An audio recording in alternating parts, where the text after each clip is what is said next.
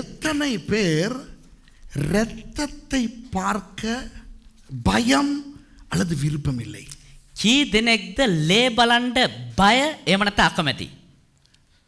சில நேரம் ஒரு விபத்தை பார்த்து விட்டால் සමහර වෙලාවට ඒක අනතුරක් දැක්කහම அந்த இரத்தத்தை பார்க்க சில பேருக்கு பயம். ඒ ලේ දැක්කහම සමහරුන්ට බයයි.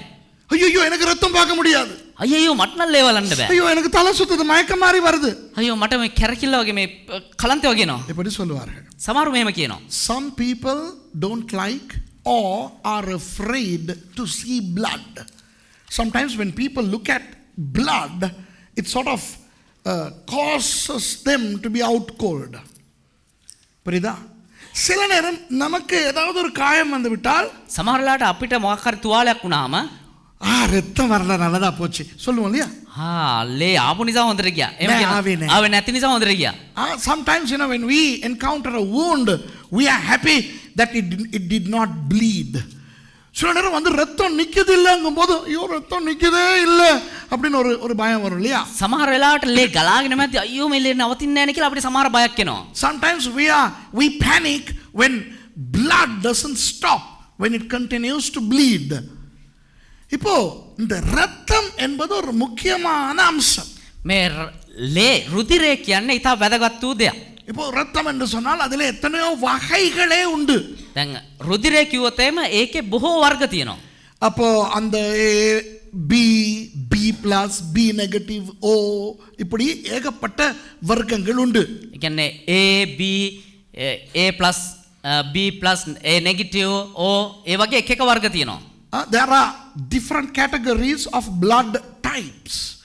அப்போ மற்றது இந்த ரத்தம் கொடுக்கும் போது எடுக்கும் போதெல்லாம் ரத்தம் அதிகமாகி போய்விட்டால் வைத்தியர்கள் சொல்வார்கள் எங்களுக்கு இந்த வகுப்பை சேர்ந்த ரத்தம் தேவை இவருடைய உயிரை காப்பாற்றுவதற்கு என்று. සමහර වෙලාවට ලේ බොහෝ ලෙස ගලාගෙන ගිහිල්ලා තිබ්බොත් ලේ දෙද්දි කියනවා වෛද්‍යවරු අපිට මේ ලේ වර්ගය ඉතා ඉක්මනින් අවශ්‍යයි කියලා දැනුම් දීමක් කරනවා. இப்போ இன்றைக்கு நான் பேச போவது අද දවසේ මම කතා කරන්න යන්නේ இயேசுவின் ரத்தம். යේසුස් වහන්සේගේ ලේ. இயேசுவின் ரத்தத்தை பற்றி நான் சொல்லிக் கொடுக்க போகிறேன். යේසුස් වහන්සේගේ ලේ ගැන මම කියලා දෙන්න යනවා. Today I am going to talk about the blood of Jesus. How significant is the blood of Jesus and what significances have been portrayed by the shedding of the blood of Jesus. இயேசுவின் ரத்தம் என்பதன் முக்கியத்துவம் என்ன? යේසුස් වහන්සේගේ රුධිරයේ තිබෙනා ওই වැදගත්කම කුමක්ද? இயேசுவின் இரத்தத்தை அவர் சிந்தினதன் முக்கியத்துவம் என்ன? යේසුස් වහන්සේගේ ඒ රුධිරයේ ගලා හැලීමේ තිබෙනා වැදගත්කම මොකක්ද? அந்த இயேசுவின் இரத்தம் எங்களுக்கு எந்த விதத்தில் தொடர்பு படுகிறது? යේසුස් වහන්සේගේ රුධිරය කන්නකොටගෙන කොයි ආකාරයෙන්ද අපිව සම්බන්ධ වෙන්නේ අපිට තියෙන වැදගත්කම මොකද්ද? இவற்றை நான் இன்றைக்கு உங்களுக்கு கொஞ்சம் தெளிவாக கற்றுக் கொடுக்க விரும்புகிறேன். මේ පිළිබඳව පැහැදිලිව අද දවසේ ඔබට උගන්වන්න කැමතියි. What is the relevance of the blood of Jesus to us Christians? Okay? இப்போ இயேசுவின் இரத்தத்தை பற்றி பேச முன்பதாக යේසුස් වහන්සේගේ ලේ ගැන කතා කරන්න කලින් இந்த இரத்தத்தை பற்றின சில பொதுவான விஷயங்களை நான் உங்களுக்கு சொல்லிக் கொடுக்க விரும்புகிறேன். රුධිරය පිළිබඳ තිබෙනා සාමාන්‍ය දැනීමේ වැදගත් දේවල් කියලා දෙන්න කැමතියි. இப்போ வைத்தியத்துறை சொல்லுகிறது, දැන් වෛද්‍ය විද්‍යාව කියනවා ஒரு மனுஷனுடைய உடம்பில் இந்த குறிப்பிட்ட அளவு ரத்தம் இல்லாவிட்டால் அவன் செத்து விடுவான் என்று. එක මනුෂ්‍යයෙක්ගේ ශරීරයේ මේ මෙච්චර ප්‍රමාණයක් රුධිරය තිබුණ නැත්නම් එයා මැරලා යනවා කියලා. You know, medical experts say that if one does not have a certain quantum of blood in his anatomy, in his body, he would die. அதுவே ஒரு மனுஷன் உயிரோடு இருப்பதற்கு ரத்தம் அவனுக்குள்ளே இருந்தே ஆக வேண்டும். එනිසා එක මනුෂ්‍ය ජීවත් වෙන්න නම් ඔහුගේ ශරීරයේ රුධිරය තියෙන්න ඕනේ.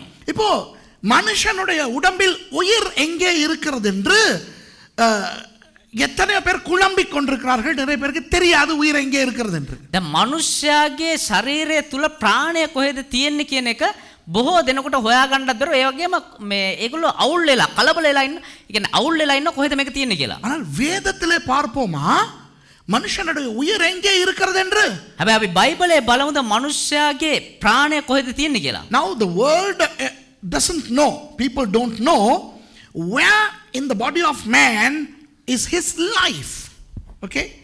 Now let's look at the Bible to see what the Bible says as to where a person's life is. Leviticus chapter 17 and verse 11.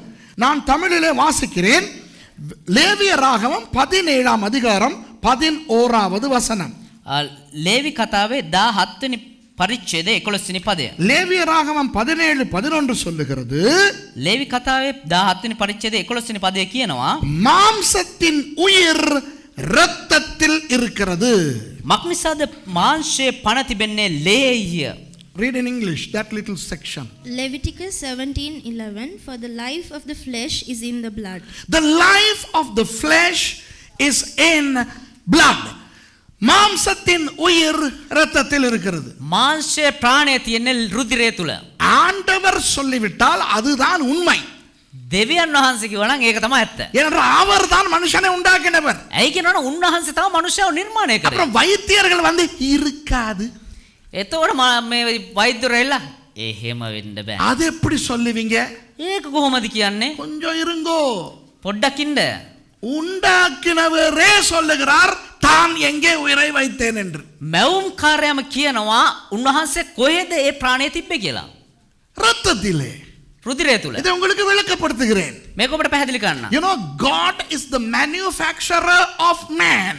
So the manufacturer says plainly as a pikestaff that the life of man or flesh is in the blood. So the others don't need to argue, disagree, you know, because the manufacturer has said this is how I have manufactured. ஆண்டவர் மண்ணை எடுத்து ஆதாமை வணைந்தார். දෙවියන් වහන්සේ මේ පස්සරගෙන ආදම්ව මැව්වා. வணைந்து அவனுடைய நாசியில் ஊதினார் அல்லவா? ඒ නිර්මාණය කළා ඔහුගේ නාසයට හුස්ම පිම්බනේ නේද? அந்த நேரத்தில் அவனுடைய உடம்புக்குள் இரத்தம் சிருஷ்டிக்கப்பட்டது. ඒ මොහොතේ ඒ ආදම්ගේ ශරීරය තුල රුධිරය නිර්මාණය වුණා. You know, when God took soil and he made the image of man, you know, he made the man, and then when he blew onto the nostril of that structure, blood was created in him and he became a living soul. வேதம் சொல்லுகிறது බයිබලයේ කියනවා தேவன் அவனுடைய நாசியில் ஊதினார், ස්වාමීන් වහන්සේ ඔහුගේ නාසයට පිම්බා அவன் ஜீவாத்துமாவானான் என்று. උන්වහන්සේ ඔහු ප්‍රාණයක් බවට පරිවර්තනය වුණා කියලා. அப்போ என்ன நடந்தது? வைத்திய ரீதியில் நான் சொல்லுகிறேன். එහෙමනම් මොනවද උනේ වෛද්‍ය විද්‍යාවනෝ කියන්නම්. தேவன் அந்த ஆதாமினுடைய மூக்கில் ஊதின பொழுது දෙවියන් වහන්සේ ආදම්ගේ නහයට පිඹිද්දී திடீரென அவனுக்குள் ரத்தம் சிருஷ்டிக்கப்பட்டது. එකපාරටම ඔහුගේ ශරීරය තුල රුධිරය නිර්මාණය වුණා. When God blew onto the nostril of that soily structure of a human, blood was created within him. இது நமக்கு தெரியுமோ தெரியாதோ? මේක අපිට දන්නවද නැද්ද? அப்படி உண்டாக்கப்பட்ட ஆதாமுக்கு அது தெரிந்ததோ இல்லையோ? එහෙම නිර්මාණ වුණ ආදම්ටම දන්නවද නැද්ද? இதையெல்லாம் பார்த்து கொண்டிருந்த பிசாசுக்கு தெரிந்தது. මේ හැමදේම බලන් හිටපු යක්ෂයාට මේක දන්නවා. அதனால் தான் நீங்கள் வாசிக்கலாம், ඒක නිසා තමයි ඔබට කියවන්න පුළුවන්. காயின் ஆபேலை கொலை செய்த பிறகு කායින් ආබෙල්ව මැරුවට පස්සේ ஆண்டவர் என்ன சொல்லுகிறார் காயினுக்கு? දෙවියන් වහන්සේ මොනවද කායින්ට කියන්නේ? உன் சகோதரன் எங்கே? ඔබේ සහෝදරයා කොහෙද? அவன் என்ன நான் என் சகோதரனின் காவலாளியோ என்று கேட்டதற்கு ඒතර එයා කියනවා ඇයි මම මගේ සහෝදරයාගේ රැකවලාද? அவனுடைய இரத்தம் என்னை நோக்கி கூக்குரலிடுகிறது என்றார் ஆண்டவர். ඒ වෙලාව කියනවා ඔහුගේ රුධිරය මට මොර ගසනවා කෑ ගහනවා කියලා. When Cain slaughtered Abel, God asks Cain, where is your brother? To which Cain responds, am I my brother's keeper? God says, Abel's blood is crying unto me from the soil. என்ன நடந்தது? මොනවද උනේ? பிசாசு ஆபேல் என்ற அந்த மனிதனுடைய இரத்தத்தை சிந்த காயினை பயன்படுத்தினான். ආබෙල් කියන මනුෂ්‍යයාගේ රුධිරය ගායන්ට හලන්ට කායින් කියන පුද්ගලයා පාවිච්චි කරා යක්ෂයා. The devil caused Cain to shed the blood of Abel, thereby killing. The first death on earth transpired happened by the shedding of blood. இந்த உலகத்தில் முதல் வந்த மரணம் இரத்தம் சிந்துதலினால் வந்தது. மனித மரணம். මේ ලෝකයේ සිදුනා පළමු මිනිස් මරණය නම් ඒක සිද්ධ වුණේ රුධිරය ගලා හැලීම තුලින්. The first human death happened through bloodshed. I mean, isn't that interesting? அது யோசிக்க வேண்டிய ஒரு விஷயமா இல்லையா? யோசித்து பாருங்கள். ඒක හිතන්න ඕනේ කාරණාවක් නෙමෙයිද කියලා හිතලා බලන්න. இப்போ ஆதாமுக்கு ஆண்டவர் நாசியிலே ஊதின பொழுது அவனுக்குள் ரத்தம் சிருஷ்டிக்கப்பட்டது. දැන් ආදාම්ගේ නාසයට දෙවියන් වහන්සේ පිඹිද්දී ඔහුගේ ශරීරයේ රුධිර නිර්මාණය වුණා. அதற்கு பிறகு வந்த எல்லா மனிதரும் பிறந்து வந்தார்கள். ඊට පස්සේ බිහි වුණා හැම මිනිසෙක්ම උපතකින් බිහි වුණා මිනිස්සු. அப்ப அவர்கள் எப்படி உருவாகிறார்கள்? එතකොට ඒගොල්ලෝ කොහොමද නිර්මාණය වෙන්නේ? உங்களுக்கு சொல்லட்டுமா? ඒ කියන්නද? நான் சொல்லுவது, இப்போ எத்தனையோ பேர் இந்த நிகழ்ச்சியை பார்க்கின்றவர்களும் வைத்தியர்கள், படித்தவர்கள், விஞ்ஞானிகள் என்னுடைய நிகழ்ச்சியை பார்க்கிறவர்கள் இருக்கிறார்கள். දැන් මම මේ කියන කාරණාව බලන මේ විද්‍යාඥයෝ, වෛද්‍යවරු, ඒ වගේම උගත් පඬිතුයෝ බලාගෙන ඉන්නවා. இந்த இடத்துல இருப்பவர்கள் மாத்திரமல்ல, මේ ස්ථානේ ඉන්න කට්ටිය තරක් නෙමෙයි. எனவே நான் இங்கே இருந்து போய் கதை விட்டு போக முடியாது. ඒ නිසා මෙතන ඉඳලා නිකන් මේ බොරු පච්ච ඇද බලි වෙලා යන්න බෑ. You know, not only you, but there are hundreds of thousands of people who are watching my program through the media. Some of them are doctors, scientists, and they know. And I can't just bluff here and get away with it. I have to say things that are substantiable medically and scientifically. நாம் சொல்லும் காரியங்கள் விஞ்ஞான ரீதியாக, வைத்திய ரீதியாக உண்மையாய் இருக்க வேண்டும். මම මේ කියන කාරණා වෛද්‍ය විද්‍යාව අනුවත් ඒ වගේම විද්‍යාව අනුවත් සැබෑවක තියෙන්න ඕනේ. இப்போ ஒவ்வொரு மனிதனும் உருவாவது தாயின் கருவிலே. ඕනෙම මිනිස්සෙක් නිර්මාණය වෙන්නේ මව් කුස තුලදී. அப்போ ஆணுடைய அந்த அணுவும் பெண்ணினுடைய அந்த முட்டையும் இணைந்து கரு உருவாகிறது. ඒ කියන්නේ පිරිමියෙක්ගේ ඒ බීජයත් ඒ වගේම ස්ත්‍රියගේ බීජයත් එකතු වීම තුලින් කලලයක් නිර්මාණය වෙනවා. We all know that the sperm of a man and the egg of a woman come together, causing the commencement of what we call a fetus, an embryo. Okay? இப்போ 9.5 மாதங்கள் தாயினுடைய வயிற்றிலே, கருவிலே அந்த குழந்தை வளர்கிறது. දැන් මව් කුස තුල ඒ දරුවා මාස 9 තිස්සේ වර්ධනය වෙනවා. நல்லா கவனிச்சுக்கோங்க. தாயினுடைய கருவிலே அந்த குழந்தை வளர்கிறது. මවගේ ගර්භාෂය තුල තමයි ඒ දරුවා නිර්මාණය For වෙන්නේ. 9.5 months the embryo grows within the uterus or the womb of the woman. Okay? அந்த நேரத்திலே ඒ අවස්ථාවේදී அந்த குழந்தைக்கு தேவையான ஆகாரம், காற்று, ஆக்சிஜன், தண்ணீர் அவ்வளவும் தாய் மூலமாக மட்டுமே கிடைக்கிறது, தகப்பன் மூலமாக அல்ல.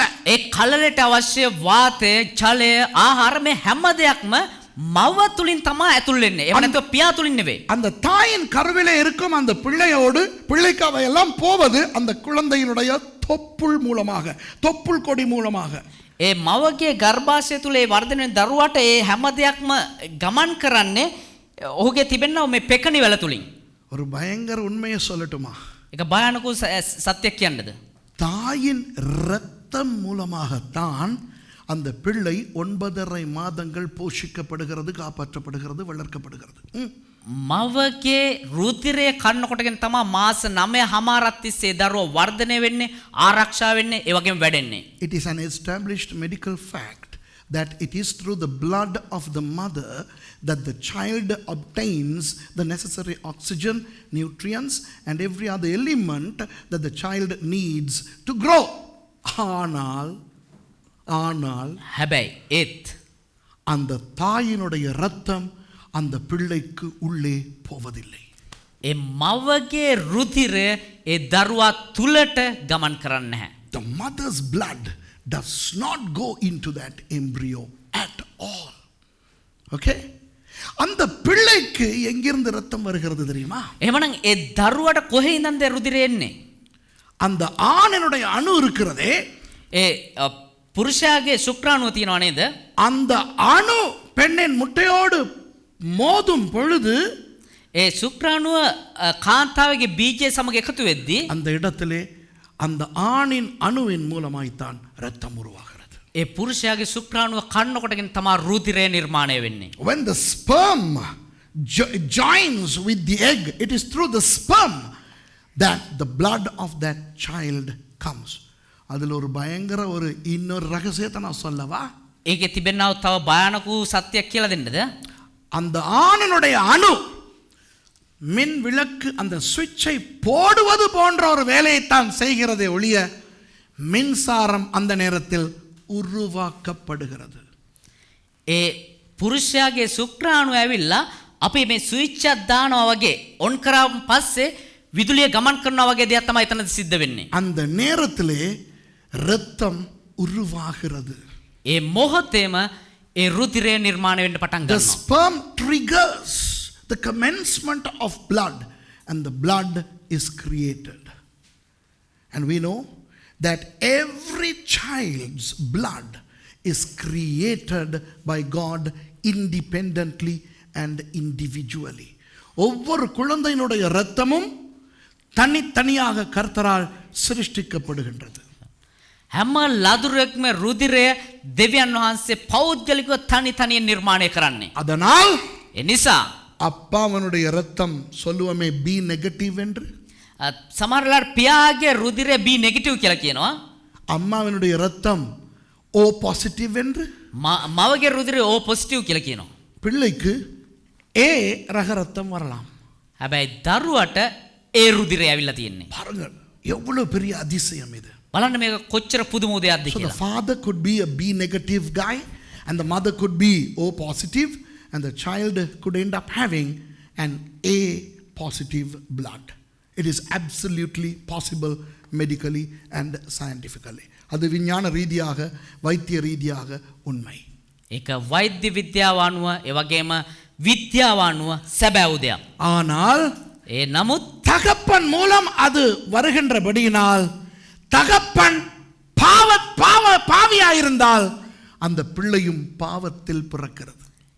ඒ නමුත් පියා කන්නකොටගෙන මේ රුධිරය නිර්මාණය වෙන නිසා පියා පෞකාරයක සිටපු නිසා ඒ දරුවා පාපයෙන් යුක්තව ඉපදින්නේ. ஆதாம் முதல் மனிதன், ආදම් තමයි පළමු මිනිසා. அவன் பாவம் செய்தபடினால் ඔහු පාපය කළ නිසා அவன் மூலம் வந்த அவ்வளவு பேருக்குள்ளும் பாவம் இரத்தம் மூலமாக வந்து விட்டது. ඔහු කන්නකොටගෙන පැමිණව හැම කෙනෙක් තුළම පාපයේ රුධිරය ඇතුල් වෙලා තියෙනවා. அப்போ உலகத்தில் பிறக்கிற எல்லாருக்குள்ளும் ஆதாமுடைய மகன், அவனுடைய மகன், மகன் மகன் மகன் மகன் மகன் மகன் என்று நம்முடைய அப்பா வரை அந்த இரத்தம் பாவத்தால் நிறைந்திருக்கிறது. ஓகேயா?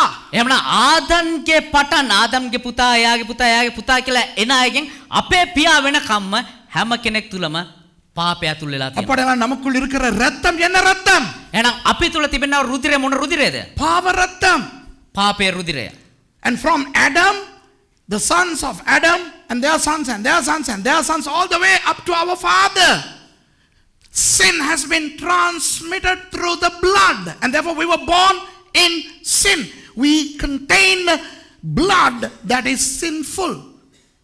அப்போ மனுஷனுக்குள்ளே எங்கே பாவம் இருக்கிறது சொல்லுங்க? එහෙනම් මනුෂ්‍යයාගේ කොහෙද පාපය තියෙන්නේ? Where in man is sin? You look at a sinner, you look at a murderer, you look at anybody. Where in him is sin?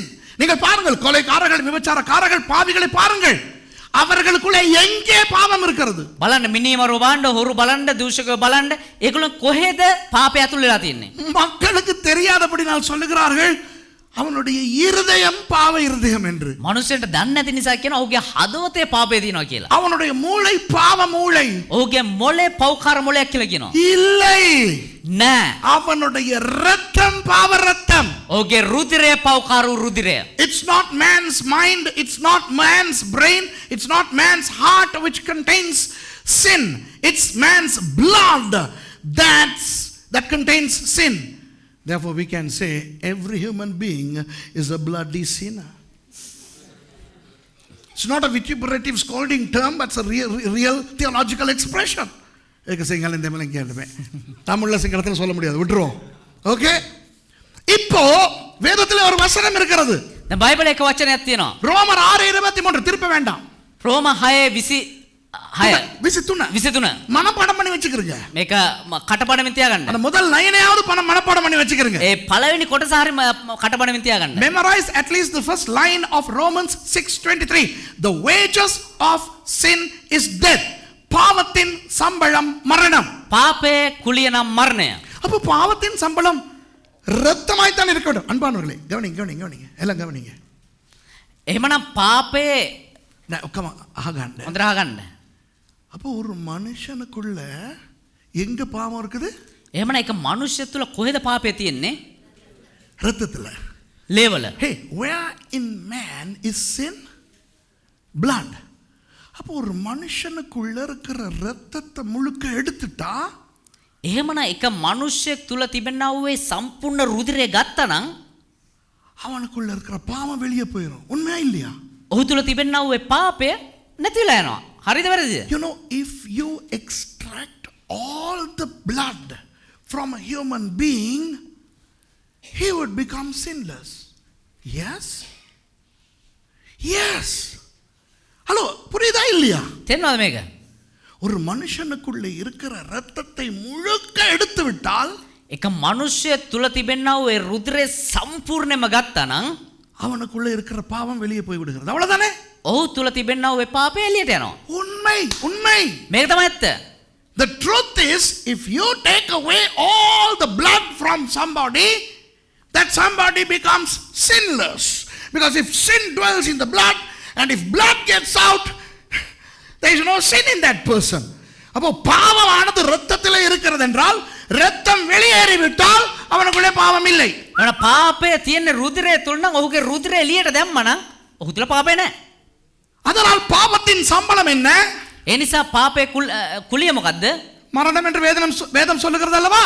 මරණය කියලා බයිබලේ කියනවද නැද්ද? ஏன் தெரியுமா? ඒ දන්නවද? ஒரு மனுஷனுக்குள்ள இருக்கிற இரத்தம் முழுக்க போய்விட்டால் அவன் செத்து விடுவான். එක මනුෂ්‍යයෙක් තිබෙනා රුධිරය සම්පූර්ණයෙන්ම එළියට ආවනම් එහෙම එළියට ගලා ගියා නම් ඔහු මරණයටපත් වෙනවා. You know why the Bible says the wages of sin is death? Because if you remove the entire quantum of blood from that human, the human dies. So the wages of sin is death. Explanatively, by extraction of every drop of blood. பாவத்தின் சம்பளம் எப்படி மரணம் தெரியுமா? පාපයේ කුලිය කොහොමද මරණය කියලා දන්නවද? இரத்தம் முழுக்க வெளியே போய் விடுகிறது அல்லவா? මේ රුධිරය සම්පූර්ණයෙන්ම එළියට එන එක නෙමෙයිද? ஆகவே மரணம். එතකොට මරණය. இப்போ நான் அடிக்கடி சொல்லுகின்றேன், இப்பொழுதும் சொல்லுகிறேன். නිරන්තරයෙන් මම කියනවා දැනුත් කියන්නම්. கிரேக்க மொழியிலே மரணத்தை குறிக்கும் ரெண்டு சொற்கள் இருக்கின்றன. ග්‍රීක් භාෂාවේ මරණය පිළිබඳ වචන දෙකක් තියෙනවා. Necros, thanatos. නෙක්‍රෝස් තැනටෝස්. There are two words in Greek that talk about death. Necros and thanatos. Necros is regular death. Necros என்பது சாதாரண மரணம். மரணம். නෙක්‍රෝස් කියන්නේ සාමාන්‍ය විදිහට සිද්ධ වෙන මරණය. இறந்து போயிட்டார். නැති වුණා යා. தவறி போயிட்டார். එහෙම නැත්නම් අභාවප්‍රාප්ත වුණා. කාලமாகி விட்டார். මරණයටපත් වුණා. මිය ගියා, මරණයටපත් වුණා, අභාවප්‍රාප්ත වුණා, නැති වුණා. ඒ ඔක්කොම ස්වභාවිකව මරණය ගැන සඳහන් කරන ක්‍රම. இறந்துட்டாரு, தவறி போயிட்டாரு, நித்திரை அடைஞ்சிட்டாரு, காலமாகி விட்டார். சில பேர் சொல்லுவாங்க தெய்வமாயிட்டார். இதெல்லாம் என்னது? மரணத்தை குறிக்கிற சொல். So somebody passed away, he is no more, promoted to glory. All these expressions connote necros, death. ஆனால் thanatos என்றால் என்ன தெரியுமா? හැබැයි තැනටෝස් කියන්නේ මොකක්ද කියලා දන්නවද? சிதைந்து உருக்குலைந்து நசுங்கி உடம்பில் இருக்கிற ரத்தம் முழுக்க வெளியே போய் செத்து போவது. කියන්නේ තැලිලා පොඩි වෙලා අර අපි බෝම්බයකට අහුනන් පස්සේ අර කෑලි කෑලි ඉස්සෙන්නේ. මම කියන්නේ ඔයා මගේ දේශනා වෙන තැන් වල අහගෙන ඇවිල්ලා ඔයා දේශනා කරන්න එපා. ඊළඟට මං කියන්න ඕනේ කොහොමද කියනවා. මම බෝම්බේ ගැන කිව්වේ නෑ. අර ඇතුලෙන් කුඩු වෙලා ගලා ඒ කියන්නේ තැලිලා ලේ ගලාගෙන යම. அடுத்து இப்போ அடுத்து நான் சொல்றது அவர் சொல்லிட்டாரு. யாழ்ப்பாணத்தில் கேட்டுக்கிட்டு இருந்தார் இல்லையா என் பிரசங்கத்தை? குண்டு வெடித்து சிதறும் போது ஒருவன் செத்து போவது போல. අර බෝම්බයකට අහු වෙලා කෑලි විසිරලා යනවා වගේ. You know, the thanatos death is a death that comes through crushing, bruising and shedding of every drop of blood. எல்லாரும் கவனமா கேட்டுக்கிட்டு இருக்கீங்களா? හොඳට අවධානය මේක අහගෙන ආනවද? ஆகவே பாவத்தின் சம்பளம் එනිසා පාපේ කුලිය சும்மா மரணம் அல்ல, නිකම් මරණය නෙවේ. உடம்பில் இருக்கிற ரத்தம் முழுக்க போய் ශරීරයේ තිබෙනා ඒ රුධිරය සම්පූර්ණයෙන්ම ගලා ගිහිල්ලා அப்பொழுது ஏற்படுகிற மரணம். ඊට පස්සේ සිදුවෙනා වූ මරණය. So wages of sin is not just any death, but death by way of eliminating the last drop of the blood in your body. ஆனால் அப்படி செத்தால் நம்மால் வாழ முடியுமா? එහෙම මැරුණා නම් එහෙම වුණා නම් අපිට ජීවත් වෙන්න පුළුවන්ද? அப்படி இரத்தம் முழுக்க போய்விட்டால் பாவம் போய்விட்டதா நான் உயிரோட இருக்க முடியுமா? එහෙම රුධිරය සම්පූර්ණයෙන්ම කියන පාපේ නැතුව හැබැයි ජීවත් වෙන්න පුළුවන්ද? முடியாது. බෑ. அதனால் ඒ නිසා ஆண்டவர் இந்த உலகத்துக்கு மனிதனாய் பிறந்து வந்தார். දෙවියන් වහන්සේ මේ ලෝකයට මනුෂ්‍යයෙක් විදිහට ඉපදුනා. எதற்காக?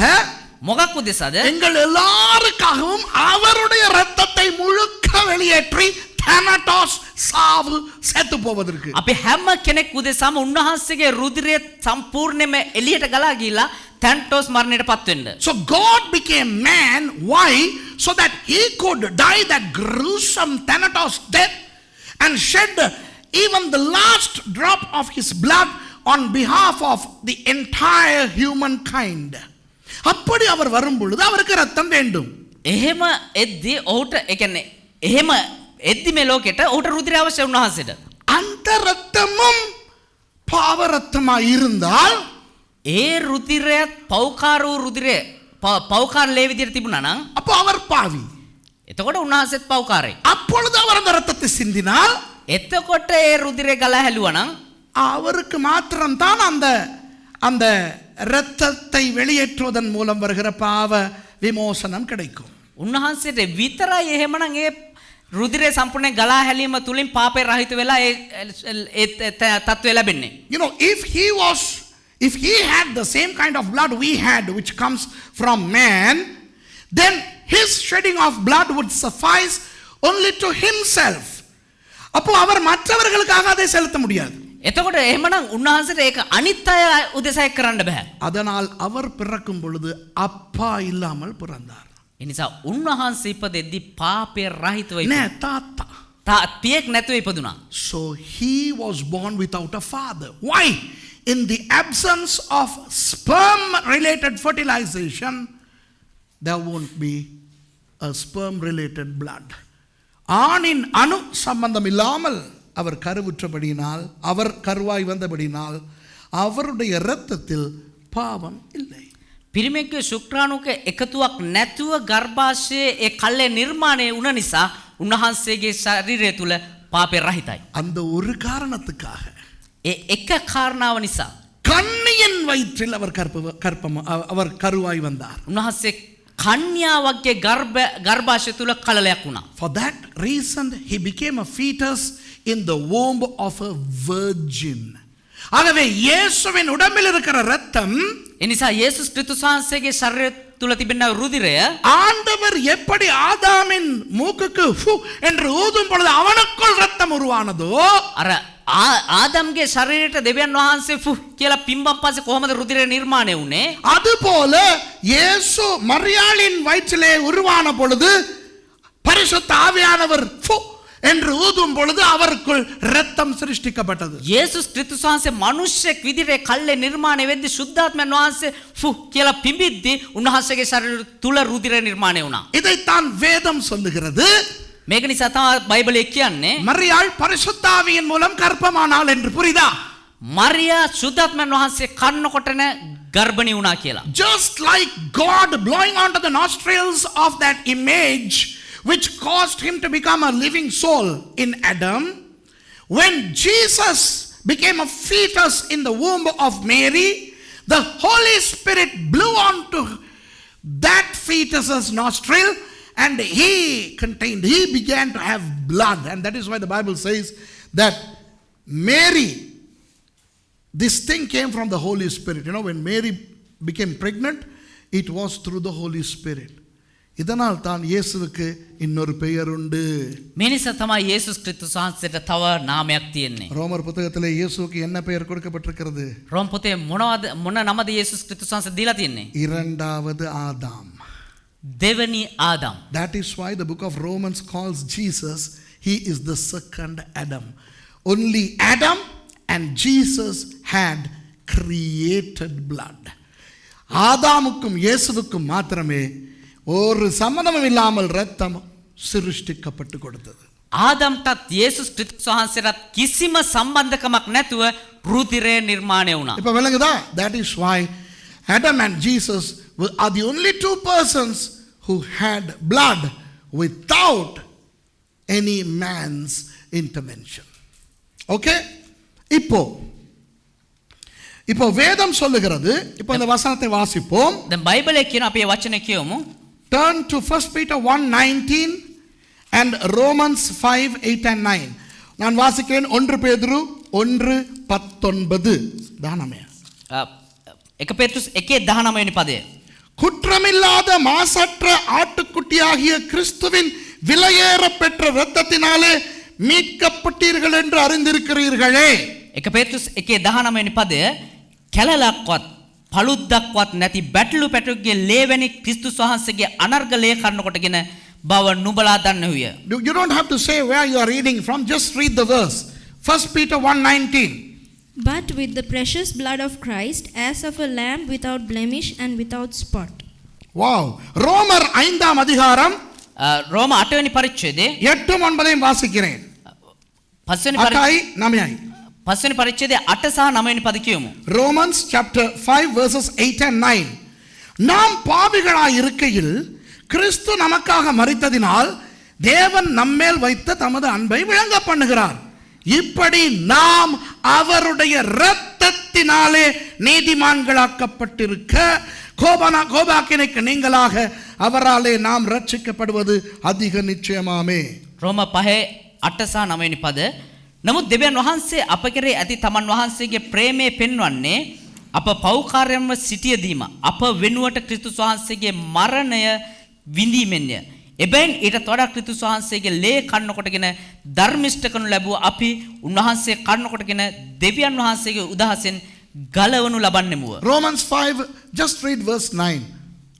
Much more then, being now justified by his blood, we shall be saved from wrath through him. இப்போ என்ன சொல்லப்பட்டிருக்கிறது? දැන් මොනවද කියලා තියෙන්නේ? இயேசுவின் இரத்தத்தினாலே යේසුස් ක්‍රිස්තුස් වහන්සේ ලේ කන්න කොටගෙන நீதிமான்களாக்கப்பட்டிருக்கிறோம், ධර්මිෂ්ඨ කරලා තියෙනවා, ரட்சிக்கப்பட்டிருக்கிறோம். ගැලවීම ලබා තියෙනවා. Through the blood of Jesus we are made righteous, we are saved. Okay, what is being made righteous? நீதிமான்களாக்கப்படுதல் என்றால் என்ன? ධර්මිෂ්ඨ කරනු ලැබුවා කියන්නේ මොකද්ද? தேவனோடு சரியான உறவு மறுபடி நமக்கு கிடைத்திருக்கிறது. දෙවියන් වහන්සේත් එක්ක හරි වූ සම්බන්ධතාවය නැවත අපිට ලැබිලා තියෙනවා. Being righteous is to having been restored the relationship with God. ரட்சிக்கப்படுவது என்பது நரகத்துக்கு தப்பி பரலோகத்துக்கு போவது. ගැලවීම ලැබලා තියෙනවා කියන්නේ ඒ අපායේ එහෙම නැත්නම් නරකාදී මිදිලා ස්වර්ගයට යෑම. To be saved means to be saved from hell and ending up in heaven.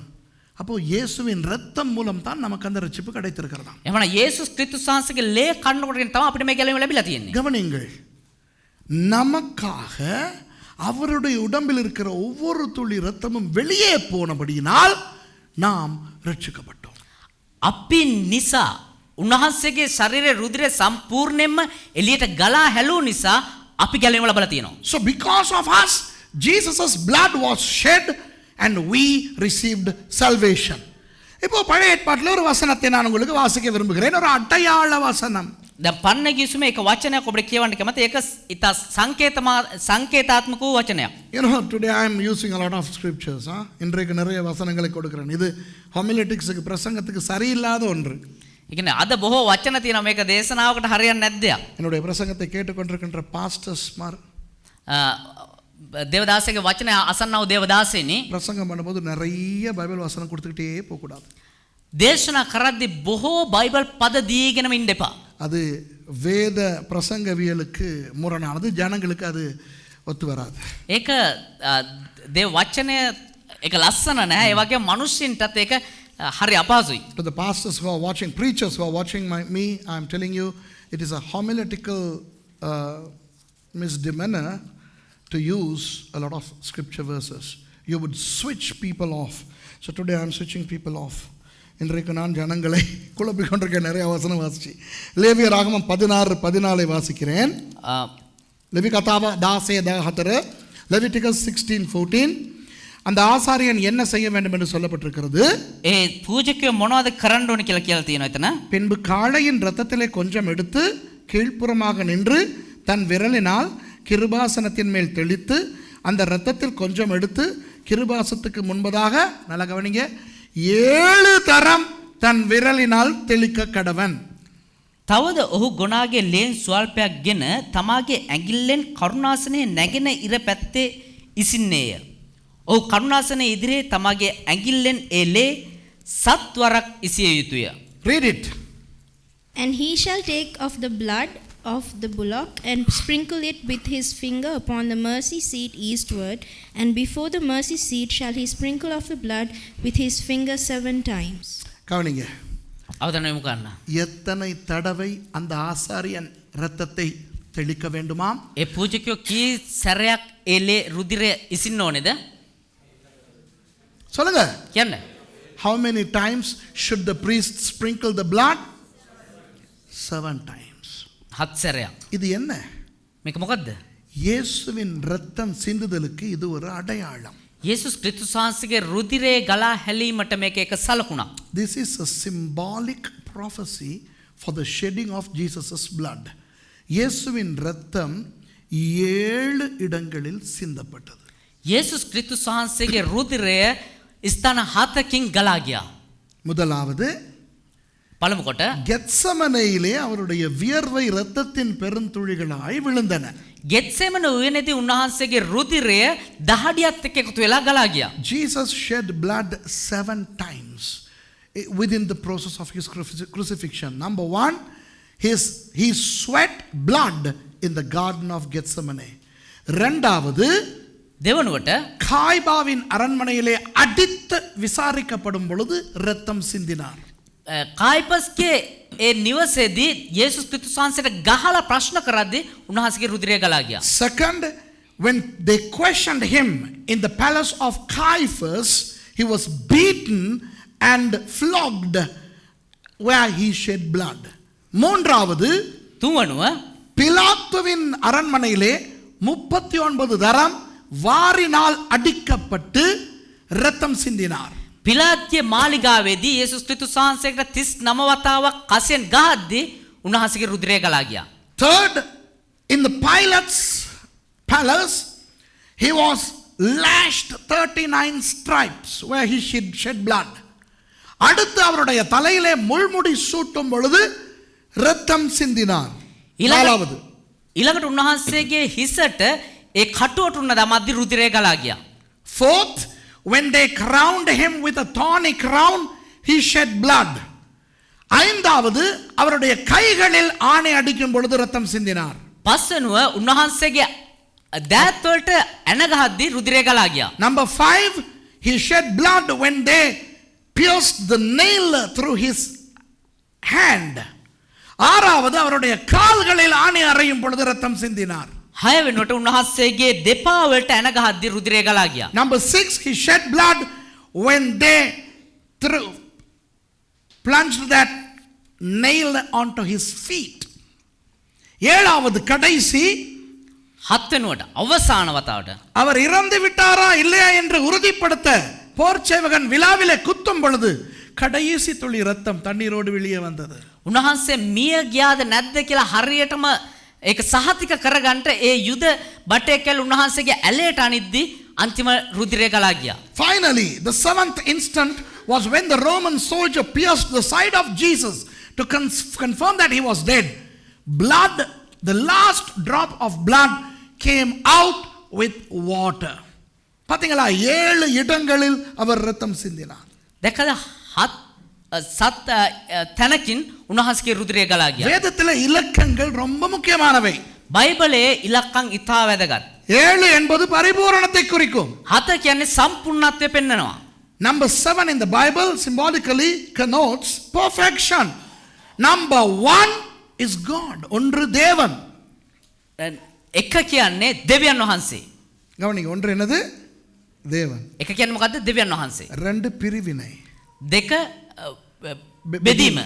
3 உயிர்த்தெழுதல். 3 නැවත නැගිටීම. 4 இயேசு.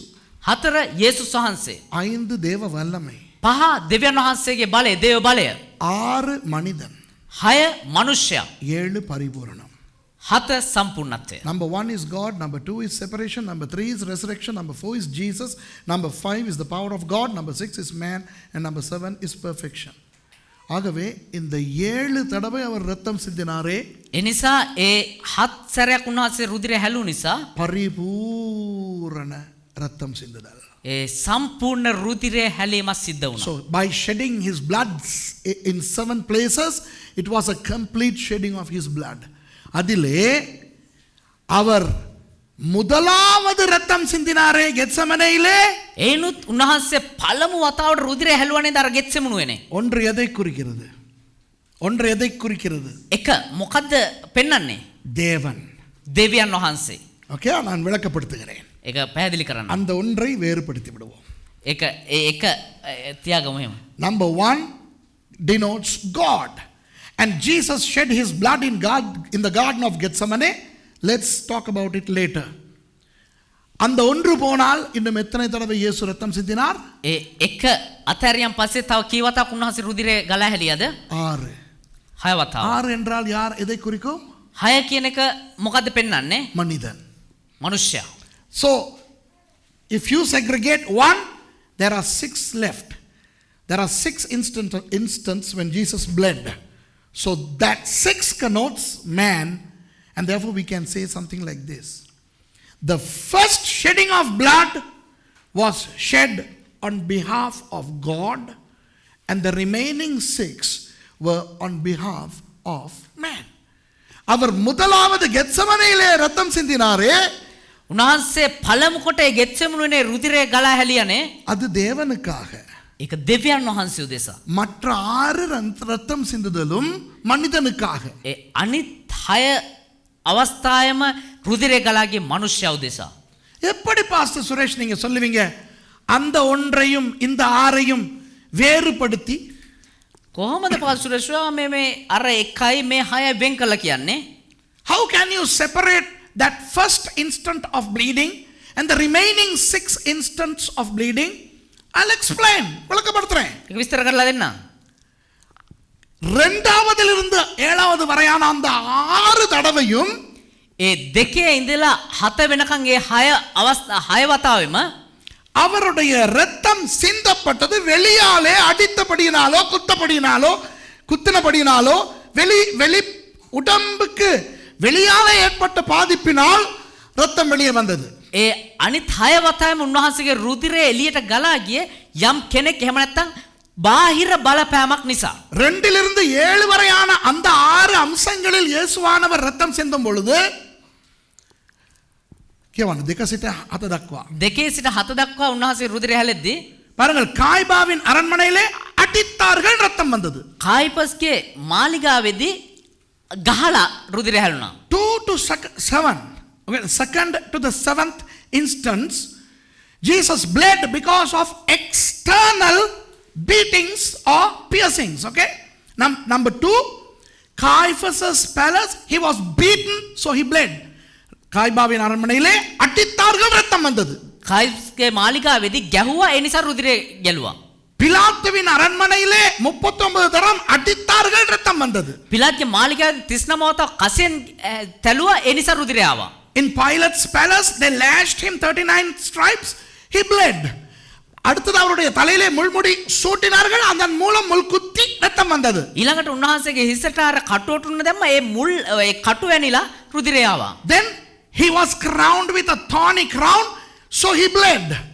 அடுத்தது அவருடைய கைகளில் ஆணி அறைந்தார்கள், ரத்தம் வந்தது. ඊළඟට උන්වහන්සේගේ අත්වලට ඇන ගැහුවා, එතකොට රුධිරය ආවා. Then his hands were nailed, so he bled. Followed by his feet being nailed, and he bled. அடுத்தது அவருடைய கால்களுக்கு ஆணி அறைந்தார்கள், ரத்தம் வந்தது. ඊළඟට උන්වහන්සේ කකුල් වලට ඇන ගැහුවා, ඒ නිසා රුධිරය ගලාවා. கடைசி இவன் ஈட்டியில் குத்தினான், ரத்தம் வந்தது. අවසානට ඒ මේ හෙල්ලෙන් ඇන්න, එතකොට රුධිරය ගලනවා. Finally the soldier pierced him with a spear and he bled.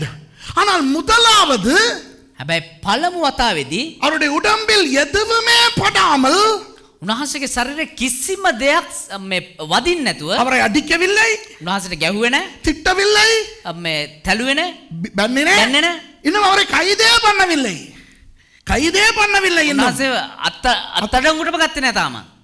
ஆனால் ரத்தம் வியர்வையாக வெளியே வந்து கொட்டியது.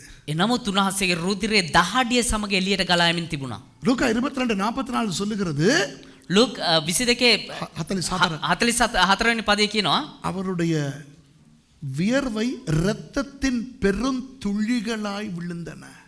උන්වහන්සේගේ රුධිරය දහඩිය සමග මහත් බින්දුසේ බිම වැටුණා කියලා. You know, Luke 22:44 says that even before he was arrested, before he was flogged, before he was beaten, he bled sweat, so that the blood were great drops of blood. இப்ப புரியுதா அந்த வித்தியாசம்? තේරෙනවද ඔබට වෙනස? அப்போ அவர் ஒன்றுமே அவருடைய உடம்பில் படாமல் ரத்தம் சிந்தினது ஆண்டவருக்காக. ඒ කියන්නේ උන්වහන්සේගේ ශරීරයේ කිසිම දෙයක් වැදින්න නැතුව උන්වහන්සේ රුධිරය හැලුවේ කවුළු වෙනුවෙන්ද? தேவன் மாசுதேசா. දෙවියන් වහන්සේ නිසා. மற்றது மனுஷனுக்காக, மற்ற ஆறும். අනිත් හයම මනුෂ්‍යව උදෙසා. So the first bleeding transpired on behalf of God and the remaining transpired on behalf of man. இப்ப விளக்கப்படுத்துறேன் கேளுங்க. දැන් පැහැදිලි කරන්න අහගන්න. ஏசாயா புத்தகத்தில் 53:5 வாசிக்க வேண்டாம். යෙසායා 53:5 அது புதிய ஏற்பாட்டிலே 1 பேதுரு 2:24 சொல்லப்பட்டிருக்கிறது. ඒක අලුත් කිසිම 1 පේත්‍රුස් 2:24 කියනවා. Isaiah 53:5 and 1 Peter 2:24, by his stripes we were healed. அவருடைய தழும்புகளால் சுகமானோம்.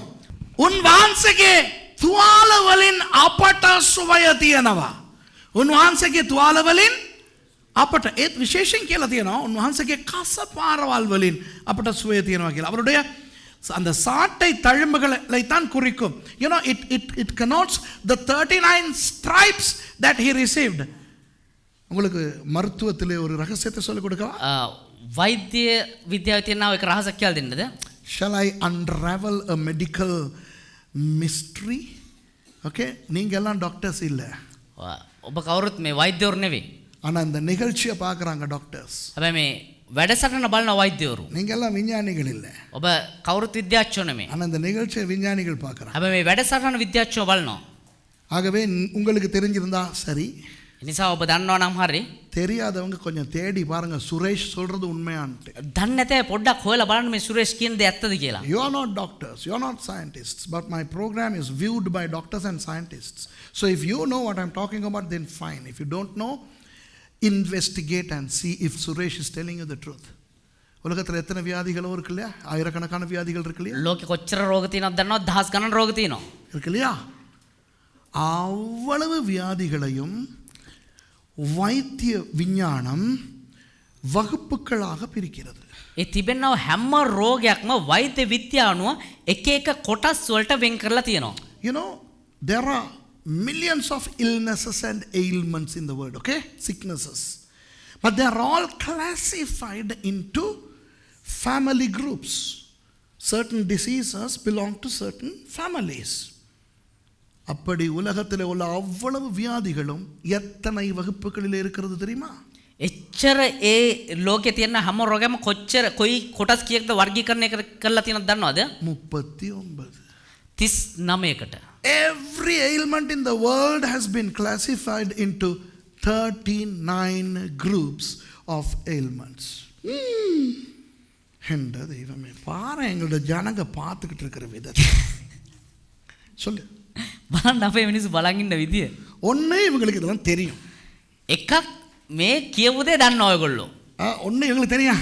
இது தெரிஞ்சது தானே இவன் சொல்றான். අයියෝ මේක දැනගත්ත කියලා මොකද්ද? இல்லையோ நம்பல இருக்காது, இவன் போய் விடுறான். එහෙම නැත්තම් මේ කියන එක විශ්වාස කරන්න මෙයා බුරු කියන්නේ. அதுவும் இல்லனா ඒකත් නැත්තම් இனி என்ன? ඉතින් ආයෙ මොනවද? இவ்வளவு காலம் தெரியாது. මෙච්චර කාලයක් දන්නේ නැහැ. தெரிஞ்சுக்கிட்டு என்ன பண்ண போறோம்? දැනගෙන ආයෙ මොනව කරන්නද යන්නේ අපි? இது நான் அமெரிக்கால சொல்லியிருக்கணும். මේක ඇමරිකාවේ කියලා තියෙන්න ඕනේ. கத்துவானுங்க. Praise God. If I say something like that, see how our people react. I'm unraveling a medical mystery which is not known by every common person. Even many doctors don't know this. Do you know that? நிறைய டாக்டர்மாருக்கு இந்த கதை தெரியாது. මේ කතාව බොහෝ වෛද්‍යරුන් පවා සමහරලාට දන්නේ නැහැ. இது ரொம்ப மேல உள்ள டாக்டர்ஸ்க்கு தான் தெரியும். මේක වෛද්‍ය විද්‍යාව ඉතා ඉහළින් ඉන්නව කට්ටිය තමයි So දන්නේ. either our people know this already, or they don't give a damn about this, right? Look at them. They're like duds, dumb duds. இருக்கிற மாதிரியே பாருங்களே. ஹலோ, இன்னும் இதே வள உலகத்தில் உள்ள அவ்வளவு வியாதிகளும் 39 குழுக்களில் இருக்கிறது. இயேசு 39 தழும்புகளை வாங்கினார், அவருடைய தழும்புகளால் குணமானோம் என்று வேதம் சொல்லுகிறது. இப்ப தட்டுறான்.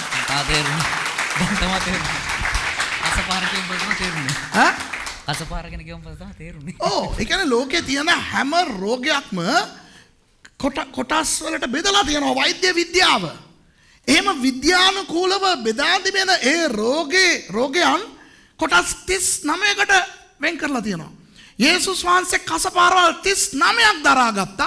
බයිබලයේ කියනවා උන්වහන්සේගේ කසපාරවල් වලින් සුවය තියෙනවා කියලා. ඒ කියන්නේ මොකද්ද තේරුම? උඹට තියෙන හැම රෝගෙටම ඒ කසපාරවල් උන්වහන්සේ ගත්තා සුවය දෙන්න කියලා. நமக்கு இருக்கிற அவ்வளவு வியாதிகளுக்கும் அவர் தழும்புகளை பெற்றுக்கொண்டார் சுகத்தை கொடுப்பதற்கு. For every group of every categorized ailment, Jesus was striped. Wow! இதெல்லாம் ஆச்சரியமா இல்லையாப்பா? මේක පුදුම හිතෙන්නේ නැද්ද මේ වදන ගනිද්දී?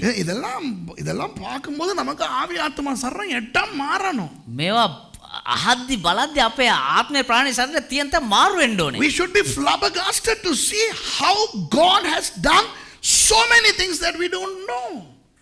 இன்னைக்கு தான் நான் இதை சொல்லிக் கொடுக்குறேன். உங்களுக்கு கூட தெரியாது. எனக்கிட்ட படிச்சவங்களுக்கு கூட நான் சொல்லிக் கொடுக்கல. අද තාම එක්කල් දෙන්න කියන්නේ අපිවත් දන්නේ මෙතන පාස්ටර් ඉගෙන ගත්ත කට්ටියවත් මේ රහස දන්නේ නැහැ. ஏதோ ஆண்டவர் கொஞ்சம் கொஞ்சமா இப்ப புது காரியங்களை சொல்லிக் கொடுக்க எனக்கு அனுமதி கொடுக்குறார். දෙවියන් වහන්සේ මේ අලුත් කාරණා උගන්වන්න දේවදාසයාට අනුමැතිය දීලා තියෙනවා So දැන්. God is now unraveling these things, so we must be so happy. சரி, அப்போ அந்த மற்ற 6 எனக்கு இப்போ நேரம் இல்லை. දැන් වෙලාව නැහැ. அந்த 6 ரத்தம் சிந்துதலும் எதற்காக என்று சொல்வதற்கு எனக்கு இப்போ நேரம் கிடையாது. දැන් අර අවස්ථා 7 ස්ථාන 7කින් රුධිරය ගලා කියන්නේ ඒ මොකක් උදෙසාද කියලා විස්තර කරන්න දැන් වෙලාව මදි. சுருக்கமாக சொல்லுகிறேன். ඉක්මනින් කියන්න. කෙටියෙන් කියන්න.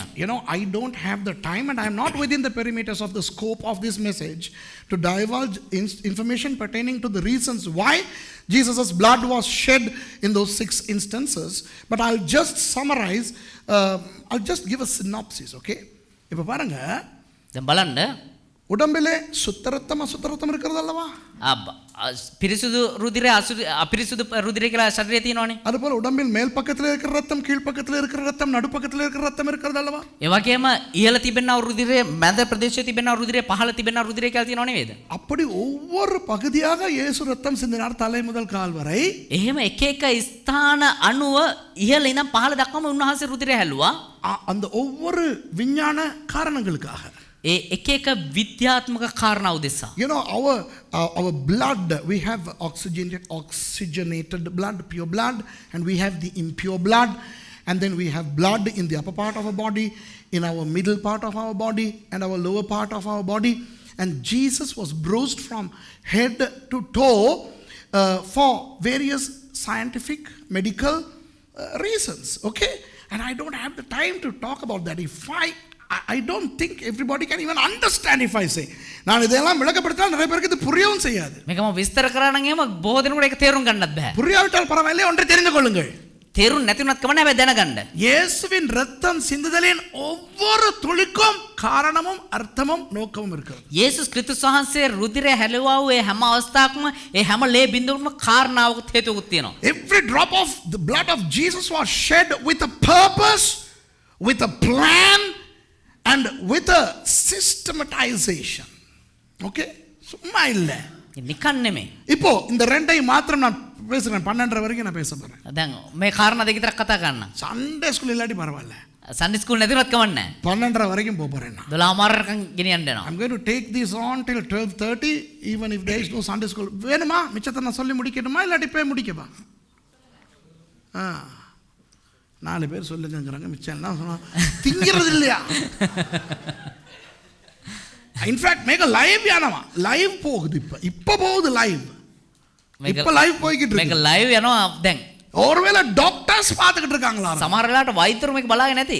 அப்ப சுரேஷ் பொய் அடிக்க முடியாது. ඒක නිසා පාසුරේෂ් මේ බොරු කියන්න බෑ. ஏன்னா சில நேரம் நினைக்கலாம் ඒ කියන්නේ සමහර අය හිතන්න පුළුවන්. இல்ல இவன் கொஞ்சம் கையில கால்ல போட்டு சொல்றானா இருக்கும். මෙයා නිකන් අතින් පයින් දාලා දැන් කියනවා ඇති. இப்படி எல்லாம் இருக்காது. එහෙම නෑ. Sometimes people can think Suresh is exaggerating a bit, I mean, not everything he says is substantiable. For your information, this is live streamed right now. Perhaps some doctors, scientists are watching from somewhere in the world. And Suresh cannot get away with everything that he says. If he fabricates things, he can't get away. Suresh නිකන් ගොතලා අර මිනිස්සුන්ව පිනවන්න කියලා shape වෙලා යන්න බෑ. උරුවාකි මනිදංගල් මේ සන්තෝෂපඩතේ සුම්මා සොල්ලි shape ආගි පොගේලාද? அது கவனிங்க. අවධානය යොමු කරන්න. இப்போ இயேசு ஏன் கெத்சமனையிலே கைதாக தீர்மானிக்கிறார்? ඇයි දැන් යේසුස් ක්‍රිස්තුස් වහන්සේ ගෙත්සෙමන උයනේදී අත්අඩංගුවට පත් වෙන්න තීරණය කරන්නේ? காட் என்றால் ஆலை, எம்பரும் ஹல. ගාට් කියන්නේ ඇඹරුම් හල. ஷெமெம் என்றால் ஒலிவம். ෂෙමෙම් කියන්නේ ඔලිව.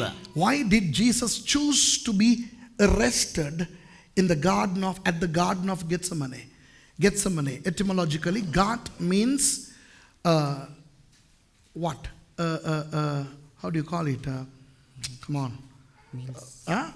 Mills. No. Not a mills, a grinding place, a place of grinding. Okay, Gat means a grind mill. Shemem means olive. ஒலிவ மலையிலே இருக்கிற ஒலிவ பழங்களை கொய்து கொண்டு வந்து ஒரு பெரிய எந்திரக்கல் இருக்கும், அதிலே இருக்கிற அந்த குழியிலே கொட்டுவார்கள்.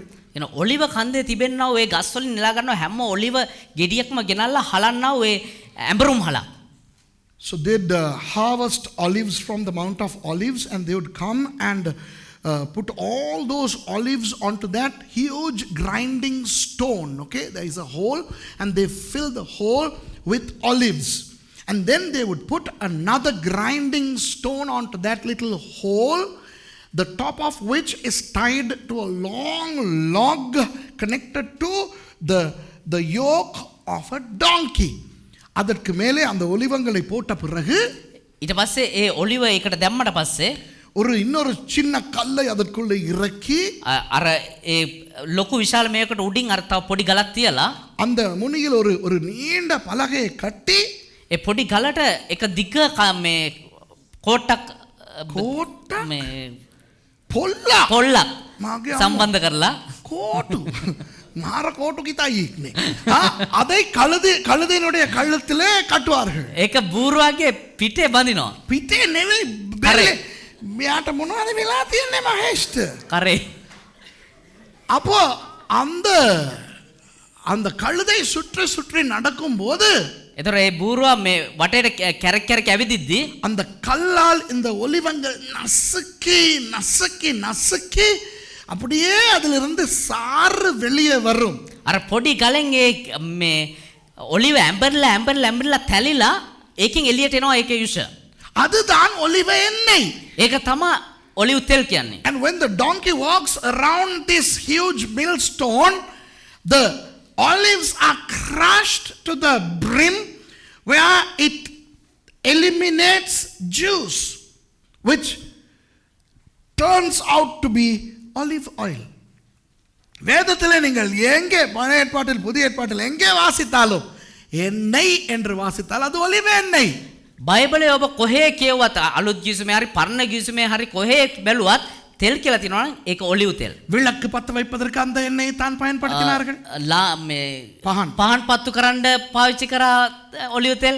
ராஜாக்களை அபிஷேகிப்பது அந்த எண்ணெயினால் தான். රජවරු ආලේපකන් පාවිච්චි කරා ඔලිව් තෙල්. ஆசாரியர்களை அபிஷேகிப்பது அந்த எண்ணெயினால் தான். පූජකින් ආලේපකන් පාවිච්චි කරේ තෙල්. சமைப்பதற்கு அந்த எண்ணெயை தான் பயன்படுத்தினார்கள். උයන්න පාවිච්චි කරේ තෙල්. காயப்பட்டவர்களுக்கு மருந்து கட்ட அந்த எண்ணெய் தான் பயன்படுத்தினார்கள். තුවාල වෙච්ච අයගේ තුවාල වලට මේ ගෑවේ තෙල්. It is that olive oil which is mentioned throughout the Bible. There is no other oil in the Bible except olive oil. So they used olive oil to light lamps, to anoint kings, to anoint priests, to cook and to clean wounds. I mean, that was olive oil was the multi-purpose oil in the biblical era. வேத காலத்தில் எண்ணெய் எல்லா காரணங்களுக்காகவும் பயன்படுத்தப்பட்டது. அது ஒலிவ எண்ணெய். Bible කාලේ තෙල් හැම දෙයකටම පාවිච්චි කරා ඒ ඔලිව් ඔයිල් තෙල්. ஆண்டவர் ஏன் நம்மை படைத்தார்? දෙවියන් වහන්සේ ඇයි අපිව මැව්වේ? அவரை ஆராதித்து, උන්වහන්සේව නමස්කාර කරලා, அவரை துதித்து, උන්වහන්සේ ප්‍රශංසා කරලා, அவருக்காக இருக்க. උන්වහන්සේ වෙනුවෙන් ඉන්න. கவனிங்க. අවධානය යොමු කරන්න. மனுஷன் படைக்கப்பட்டது ஆண்டவருக்காக நிற்க. මනුෂ්‍යව නිර්මාණය කරේ උන්වහන්සේ වෙනුවෙන් ඉන්න. Okay? So man was created for God, right? So that man could worship God, praise God and stand before him as a man or a woman of God. பாவம் செய்ததனால் அது இல்லாமல் போய்விட்டது. පාපය කරන නිසා ඒක නැති වෙලා ගියා. இப்போ நரகத்துக்கு போனால் யாருக்கு கஷ்டம், யாருக்கு வலிக்கும்? දැන් අපායට ගියා නම් නරකාදියට යන කාටද අමාරු කාටද පාඩු? நமக்கு. අපිට. ஆண்டவருக்கு வலிக்குமா? දෙවියන් වහන්සේ රිදෙයිද? நல்லா கவனிங்க. எல்லாரும் நல்லா கவனிக்கிறீங்களா? හොඳට අවධානය යොමු කරගෙන ඉන්න. So if we end up in hell, it will hurt us, right? நாம சுகம் இல்லாம இருந்தா யாருக்கு கஷ்டம்? අපිට සුවය නැතුව තිබුණා නම් කාටද අමාරු? நமக்கு தான் கஷ்டம். අපිට තමයි අමාරු. If we are not well, it's us who are suffering. Okay? இப்போ இயேசு கெத்செமனேயிலே ஏன் கைதானார் தெரியுமா? යේසුස් ක්‍රිස්තුස් වහන්සේ ඇයි දන්නවද ගෙත්සෙමනුවේදී අත්අඩංගුවටපත් උනේ? அவர் ஒரு ஒலிவ பழத்தை போல அங்கே இருந்தார்.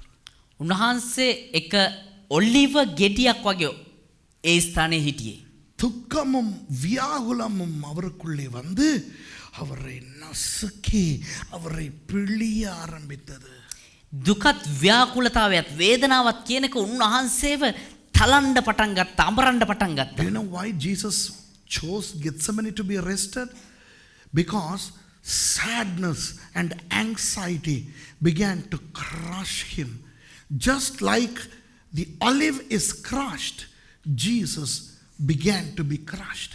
ஒரு ஒலிவ பழம் அந்த இடத்திலே வைத்து எப்படி நசுக்கப்படுமோ அதே போல இயேசு நசுக்கப்பட ஆரம்பிக்கிறார். එක ඔලිව ගෙඩියක් ඒ ස්ථානට ගෙනල්ලා කොහොමද තලන්නේ? ඒ වගේ මේ ගෙත්සෙමනුවේදී උන්වහන්සේව තැලෙන්න පොඩි වෙන්න පටන් ගත්ත වේදනාව. துக்கமும் வியாகுலமும். ඒ වේදනාවත් ඒ ව්‍යාකුලභාවයත්. என்ன துக்கம்? මොකද්ද වේදනාව? ஐயோ நான் படைத்தவன் வந்து என்னை ஏச போகிறான். අයියෝ මම නිර්මාණය කරපු කෙනා ඇවිල්ලා මට බයින්න යනවා. என்னை அடிக்க போகிறான். මට ගහන්න යනවා. என்னை துப்ப போகிறான். මට කෙල ගහන්න යනවා. என்னை சிலுவையில அறைய போகிறான். මම කුරුසේ ඇන ගහන්න යනවා. கவலை. වේදනාව. அம்மா அப்பா அம்மாருக்கு பிள்ளைகள் வாய் அடிக்கும் போது எப்படி கவலை வருது? දෙමව්පියන්ට දරුවෝ කට ගහද්දි කොච්චර වේදනාවක්ද? அதை விட ஒரு பயங்கர கவலை. ඊට වඩා වැඩි වූ වේදනාවක්. அப்புறம் ஐயோ என்னை அவர்கள் அடிக்கும் போது வலிக்குமே. අයියෝ උන් මට ගහද්දි මට රිදෙයිනේ. அவர்கள் என்னை ஆணியால் அறையும் பொழுது எனக்கு வலிக்குமே. මට ඇන ගහද්දි උන් මට ඇන ගහද්දි මට රිදෙයිනේ. முள்முடி சூட்டும் பொழுது வலிக்குமே. ඒ කටු ඔටුන්න දාද්දි මට රිදෙයිනේ. இந்த துக்கமும் வியாகுலமும் அந்த ஒலிவ காயை கடலிலே போட்டு எந்திரத்தில் அரைப்பது போல அவருக்குள்ளே அரைக்க ஆரம்பித்தது. අර ඔලිව ගෙඩියක් ගෙනල්ලා ඒ ස්ථානේ අර තලලා පොඩි කරලා අර විශ්ව ගන්නවා වගේ උන්වහන්සේ වේ ස්ථානේ දුකත් වේදනාවත් තුලින් තැලෙන්න පොඩි වෙන්න ගත්තා. அப்போ அவருடைய இருதயத்துக்கு ஒரு காரியம் நடந்தது. ඒ නිසා උන්වහන්සේගේ හෘදය වස්තුවේ එක කාරණාවක් සිද්ධ වුණා. அதை வைத்திய மொழியிலே சொல்வார்கள் ஹேமாட்டிட்ரோசிஸ் என்று. एक वैद्य में भाषा में कहना हेमाटिड्रोसिस කියලා. So Jesus began to be agonizing. Jesus went through that sadness of being humiliated by those who he created. And then he began to go through that agony, that pain of going to be experiencing the excruciating pain, and that feeling caused in him what is called hematidrosis, where the heart begins to pump an excessive quantum of blood into the vessels, veins, thereby cracking the walls of those blood veins. அப்போ அந்த hematidrosis என்பது அவருடைய இருதயத்துக்குள் வந்தவுடன், ඒ කියන්නේ හේමාටිඩ්‍රෝසිස් කියනවා ඒ රෝගයේ කාරණා උන්වහන්සේගේ හෘද වස්තුවේ බලපෑවට පස්සේ இருதயத்திலிருந்து அதிக அளவு ரத்தம் பீச்சப்படுகிறபடினால் ඒ හදවතේ තිබෙන රුධිරය එක පාටම கலாகன யான நிசா ගලාගෙන ගියපු නිසා அந்த அந்த நாளங்கள் நாடிகள் வெடித்து அவருடைய ரத்தம் உள்ளேயே வெளியே வர ஆரம்பித்தது. ඒ රුධිර නාලිකා ඒ රුධිර වාහිනී තුලින් ඒ රුධිර එක පාටම ඒවා බිඳිලා කැඩලා එළියට එන්න ගත්තා. මම ඒක ඔයා කියනවා, මම ඒක කිව්වේ නෑ. මම ඇතුලේ ඔක්කොම ලීක් වෙනවා. මෙයා හදිසි වෙනවා. இது தான் தெரிஞ்சவன கொண்டாந்து மொழிபெயர்க்க போடக்கூடாதுங்கிறது. දන්නේ උඹ ගෙනල්ලා දේශනා කරවන්න හොඳ නෑ. ඔයා ඒක අහගෙන ඉඳලා ඔයා ඊළඟ එක කියලාත් ඉවරයි. ඇතුලේ ඔක්කොම ගලාගෙන යනවා. ඇතුලේ තාම ඇතුලේ ඉන්නේ, එළියට ආවේ නෑ. ஓகே, உள்ள அந்த ரத்தம் வெளியே வந்து என்ன செய்யும்? ඒ කියන්නේ ඇතුලේ රුධිරේ මොනවද වෙන්නේ? உள்ள இருந்து அந்த ரத்தம் வந்து குடலுக்குள் போகும். ඒ ඇතුලේ රුධිරේ හැමම බඩවැල් වලට යනවා. அது அப்படியே ஈரலுக்குள் நுழையும். ඒක හැමම මේ මොකද කියන්නේ ඒකට? පීකුදු වලට යනවා. நுரையீரலுக்கு போகும். ඊට පස්සේ පෙනහැලි. පෙනහැල්ලට යනවා. அதோடு சிறுநீரகத்துக்கு போகும். වකුගඩු. වකුගඩු වලට ඊට පස්සේ ගලන් යනවා. You know, when hematidrosis happens at a very large level, you know, as in the case of Jesus, okay, it began to bleed internally and blood began to flow into other parts of his internal organs. Okay, கடைசியில் வியர்வை சுரப்பிகள் மூலமாக பெருந்துளிகளாய் வந்து வெளியே விழும். අවසානයේ මේ කේශ දාඩිය ඒ සිදුරු තුලින් එළියට එනවා. Finally, through the sweat glands, the blood would come out. லூக்கா 22:44 சொல்லுகிறது, இரத்தத்தின் பெருந்துளிகளாய் விழுந்தது என்று. ලූක් 22:44 වෙනි පදයේ කියනවා උන්වහන්සේගේ රුධිරය මහත් බින්දු ලෙස එළියට ආවා කියලා. முழு இயேசுவின் இரத்தத்துமே பாவத்துக்காக சிந்தப்பட்டது என்பது உண்மைதான். යේසුස් වහන්සේගේ මුළු රුධිරෙම පාපය උදෙසා ගලා හැලුව එක ඇත්ත තමයි. ஆனால் ஒரு அடியும் வாங்காமல் அவர் நசுக்கப்பட்டு நிறுக்கப்பட்டு ஹேமாட்டிட்ரோசிஸ் மூலமாக இரத்தத்தை சிந்தினார் அல்லவா? හැබැයි උන්වහන්සේ කිසිම පහරක් නොලබා ඒ හේමාටිඩ්‍රෝසිස් කියන ඒ රෝගය නිසා උන්වහන්සේ තැල්ල පොඩි වෙලා ඇතුලෙන් ඒ වෙන්නව දේ නිසා උන්වහන්සේ රුධිරය එළියට ආව නෙමෙයිද? அதுதான் எண்ணெயாகிய இரத்தம். ඒක තමා තෙල් නැමැති රුධිරය. So Jesus shed his blood without any external interference, okay, through hematidrosis. Why? So that by the crushing of his internalities, he shed blood like oil. The oil that anoints us to be kings and priests. அந்த இயேசுவின் இரத்தம் என்ற எண்ணெய் தான் எங்களை ராஜாக்களாக ஆசாரியர்களாக அபிஷேகித்தது. යේසුස් ක්‍රිස්තුස් වහන්සේ රුධිරය කියන ඔය තේල මේ තෙල තමා අපේ රජවරුත් පූජකයොත් බවට පරිවර්තනය කළා තියෙන්නේ. அந்த கெத்செமனையிலே சிந்தின அந்த இரத்தம், ඒ ගෙත්සෙමනේ හැලුවා ඔය රුධිරය, அதுதான் எங்களை அபிஷேகித்த இரத்தம். ඒක තමා අපිව ආලේප කරා වූ රුධිරය.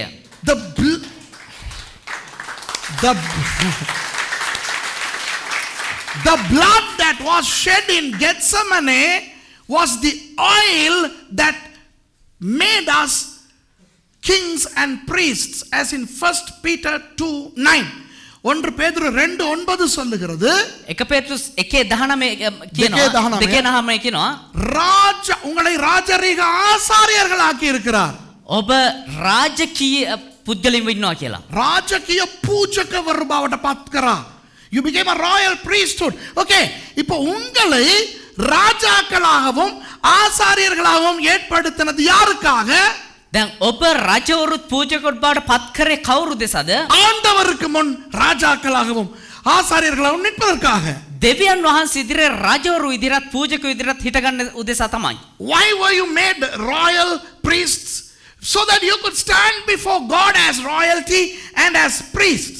அப்போ யாருக்காக அந்த கெத்செமனே ரத்தம் சிந்தப்பட்டது? එතකොට කවුරු උදෙසාද ඒ ගෙත්සෙමන වෙන රුධිරය හැලුවේ? ஆண்டவருக்காக. දෙවියන් වහන්සේ උදෙසා. ஆண்டவர் முன் நம்மை கொண்டு போய் ராஜாக்களாயும் ஆசாரியர்களாயும் நிறுத்துவதற்காக. දෙවියන් වහන්සේ ඉදිරියේ අපිව ගෙනහිලා රජවරුත් පූජකයොත් විදිහට හිටවීම උදෙසා. மற்ற 6 இடங்களில் ஏன் ரத்தம் சிந்தப்பட்டது? අනිත් අවස්ථා 6ෙදිම ඇයි රුධිරය හැලුවේ? நமக்கு சுகம் வர வேண்டும், நமக்கு ரட்சிப்பு வர வேண்டும், நமக்கு ஆசீர்வாதம் வர வேண்டும் என்பதற்காக. අපිට සුවය ලැබෙන්න ඕනේ, අපිට ගැලවීම ලැබෙන්න ඕනේ, අපිට ආශිර්වාද ලැබෙන්න ඕනේ කියනව කාරණාව නිසා. And the remaining 6 instances when Jesus bled was so that we can receive healing, we can receive redemption, we can be made righteous. அப்போ அந்த முதலாவது ரத்தம் சிந்துதல் யாருக்காக? එතකොට අර පළවෙනි රුධිරය හැලීම කවුරු දෙසද සිදු වුනේ? ஆண்டவருக்காக. දෙවියන් වහන්සේ දෙස. ஒன்று එක.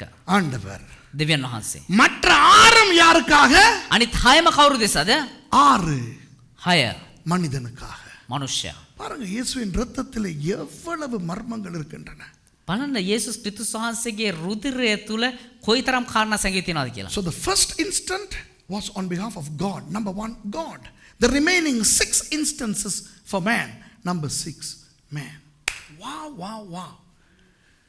See how precious is his blood. அவருடைய ரத்தம் எவ்வளவு மகிமையானதுன்னு பார்த்தீங்களா? උන්වහන්සේගේ රුධිරය කොච්චර මහිමාන්විතද කියලා බලන්න. இயேசுவை சிலுவையில் அறையும் பொழுது යේසුස් ක්‍රිස්තුස් වහන්සේ කුරුසේ ඇන ගහද්දී காடியை அவருடைய உடம்பிலே பூசிக்கொண்டே இருப்பார்கள்.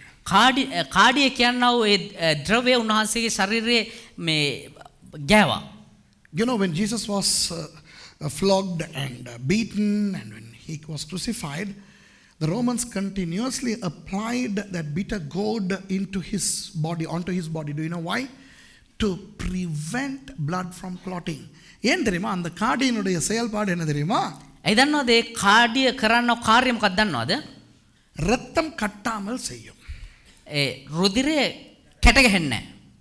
இப்போ அந்த குற்றவாளிகளுக்கு அவ்வப்போது காடியை குடிக்க கொடுப்பார்கள். දැන් ඒ වරදකරුවන්ට කාඩිය බොන්න දෙනවා. கசப்பா இருந்தாலும் அவர்கள் குடிப்பார்கள். ඒක තිත්ත වුණත් ඒ මිනිස්සු ඒක බොනවා. ஏன் குடிப்பார்கள் தெரியுமா? ඇයි දන්නවද බොන්නේ? அடி வாங்கி தொண்டை வறண்டு இருக்கும் பொழுது ஏதாவது ஒரு திரவம் போனால் அவர்கள் குடிப்பார்கள். ගුටි කාලා උගුර බේල්ලා ඉද්දි මොන දේ හම්බුනත් ඒගොල්ලෝ බොනවා. ஏன் குடிப்பார்கள்? ඇයි බොන්නේ? தாகத்துக்கு. තිබහසෙට. ஆனால் அந்த காடி உள்ளே போனால் என்ன செய்யும்? හැබැයි රුධිරය මේ කාඩිය ඇතුළට ගියම මොකද වෙන්නේ? உள்ளேயும் ரத்தத்தை கட்டாமல் வைத்திருக்கும். ඒ ඇතුළාන්ත රුධිරයත් කැට වෙන්නේ නැතුව තියාගන්නවා. இயேசு காடியை குடிக்கவில்லை. යේසුස් ක්‍රිස්තුස් වහන්සේ කාඩිය බිව්වේ නැහැ. ஏன் தெரியுமா? ඒ දන්නවද? இயேசு தான் உள்ளே இருக்கிற ரத்தத்தை எல்லாம் அங்கே அவர் சிந்தி விட்டாரே. උන්වහන්සේ තමුන්ගේ ගෙත්සෙමනේ. ඇතුළාන්තයේ තියෙන ඒ රුධිරය ගෙත්සෙමන වෙනදීම හැලුවා. வழங்குதா? Do you know? You know, they also give that bitter gourd to be drunk by those convicts, so that it would prevent even internal bleeding, the blood that is bled internally, from clotting. Jesus did not drink it. Do you know why? No need. He has already bled the internal blood through hematidrosis in the Garden of Gethsemane. வழங்குதா? ஓ பாருங்க, இயேசுவின் ரத்தம் சிந்துவதில் எவ்வளவு மர்மங்கள் இருக்கின்றன. ඒතර බලන්න උන්වහන්සේගේ රුධිරය හැලීම තුල කොතරම් පුදුමාකාර වූ දේවල් තියෙනවද කියලා. அந்த ரத்தத்தை முழுக்க சிந்தினபடியினால் ඒ රුධිරය සම්පූර්ණයෙන්ම ගලා හැලු නිසා நமக்கு அவர் கொடுத்திருக்கிறார் ரட்சிப்பு. අපිට උන්වහන්සේ දුන්නා ගැලවීම. Through shedding of his entire blood, he gave us salvation. இப்ப சொல்லுங்க, இந்த ரட்சிப்பு எவ்வளவு பெரும்.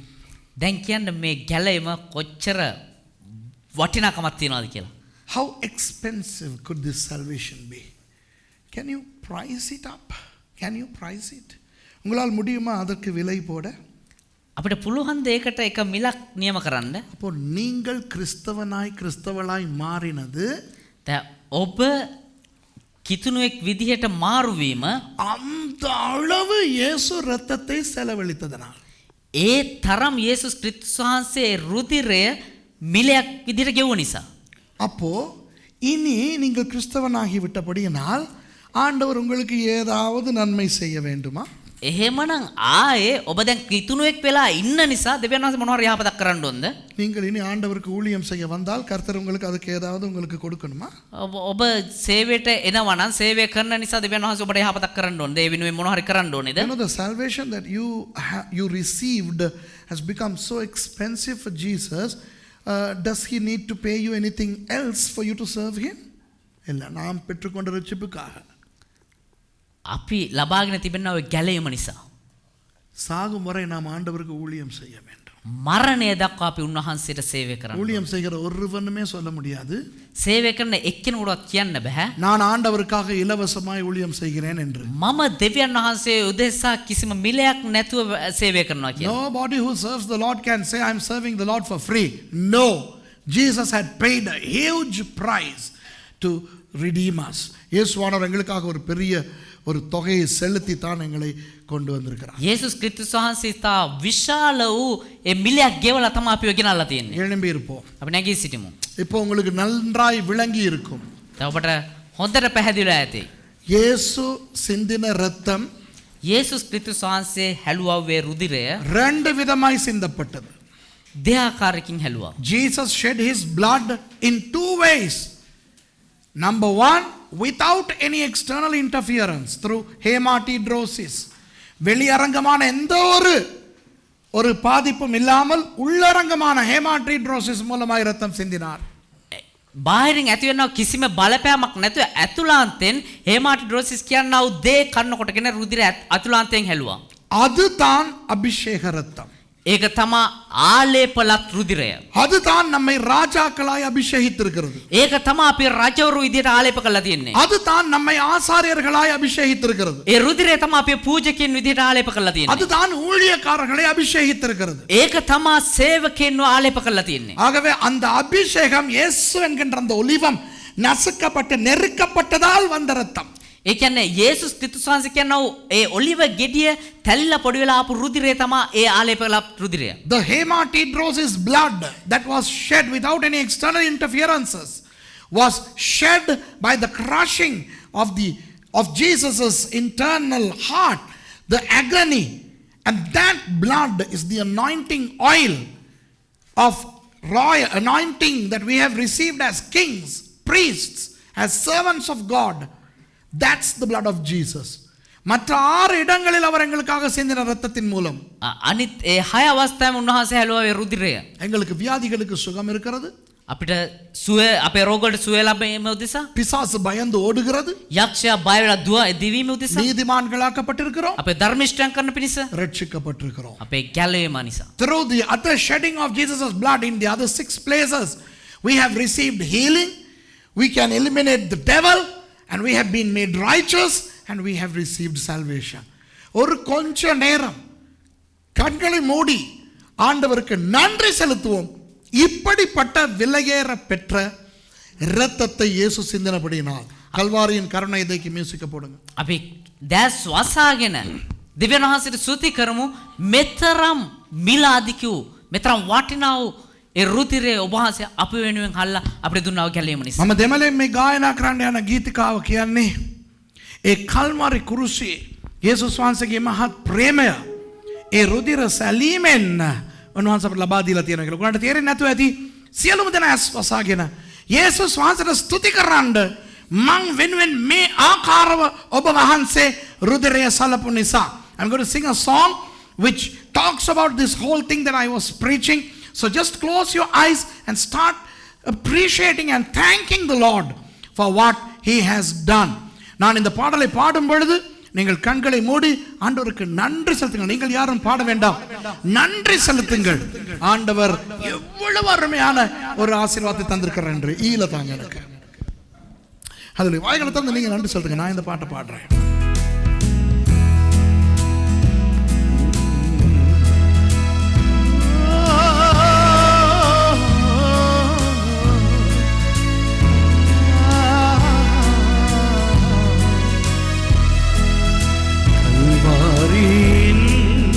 கருணையிலே காயங்களில் காணுதே கர்த்தர் இயேசு பாருணக்காய் கஷ்டங்கள் சந்தித்தாரே. கர்த்தர் இயேசு பாருணக்காய் கஷ்டங்கள் சகித்தாரே. விலையேற பெற்ற திரு ரத்தமே அவர் விழாவி நின்று பாயுதே. விலையேற பெற்ற திரு ரத்தமே அவர் விழாவி நின்று பாயுதே.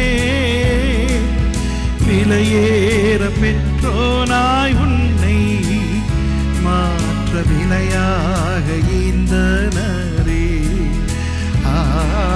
விலையேற பெற்றோனாய் உன்னை மாற்ற விலையாக ஈந்தனரே.